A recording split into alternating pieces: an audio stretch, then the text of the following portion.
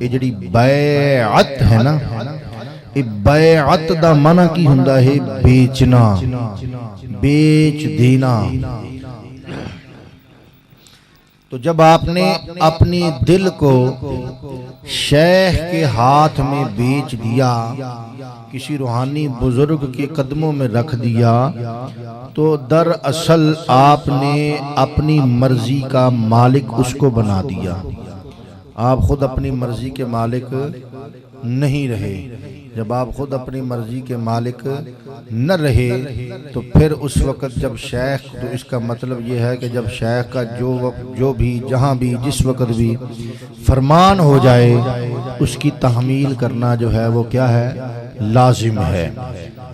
ایک ابلیس نے آدم علیہ السلام کو اللہ کے فرمان پہ سجدہ نہیں کیا، راندہ درگاہ ہو گیا۔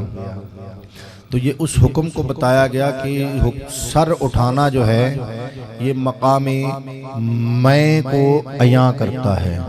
شیطان نے کیوں نہیں سر جھکایا؟ کیوں کہا کہ میں حکم نہیں مانتا؟ اس نے کہا کہ انا خیر منہ۔ کیا کہا؟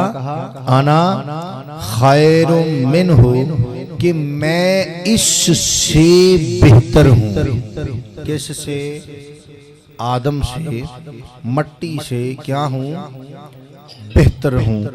کہا کہ میں آگ سے بنا ہوں، یہ مٹی سے بنا ہے، تو اس لیے میں اس کے آگے نہیں جھکوں گا۔ تو صوفیاء فرماتے ہیں، کہتے ہیں کہ ظاہر و باطن میں دیکھا تو وہ حضرت انسان تھا، آدم علیہ السلام۔ ظاہر و باطن میں دیکھو حضرت انسان ہے، حقیقت میں کیا ہے کہ حضرت انسان صفت وہ موصوف اس کی جان ہے۔ حضرت انسان صفت موصوف اس کی جان ہے۔ شکل انسان کو بنا کر خود خدا کہنے لگا۔ شکل انسان کو بنا کر خود خدا کہنے لگا، غور سے دیکھو اسے یہی میری پہچان ہے۔ ماسٹر غفار صاحب توجہ کرنی ہے۔ شکل انسان کو بنا کر خود خدا کہنے لگا، غور سے دیکھو اسے یہی میری کیا ہے؟ پہچان ہے۔ تو اس نے کہا کہ حقیقت میں کیا ہے؟ حقیقت یہ ہے کہ دراصل یہ جسم آدم ذات کی ہے جلوہ گا۔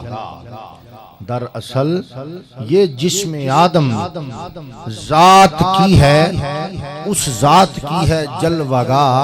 اس کا جو منکر ہوا دیکھو وہی شیطان ہے۔ اس کا جو منکر ہوا دیکھو وہی شیطان ہے۔ تو دوستو بات ایسی ہے، یہ سمجھ دی گل ہے، جڑا بندہ اس نو سمجھ جاوے